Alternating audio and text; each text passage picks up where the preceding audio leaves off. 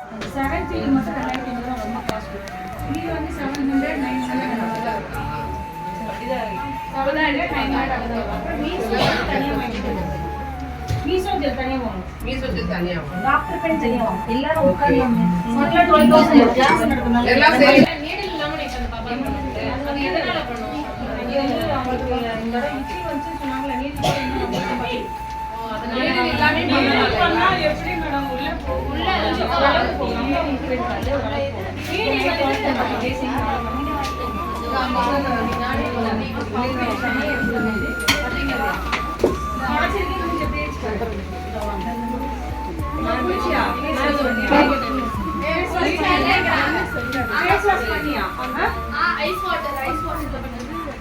எப்படி பண்ணணும் சிஸ்டர்? அந்த ஃபீல் எந்த ஏரியாவுக்கு மட்டும் பெர்சன்டேஜ் வேணும்?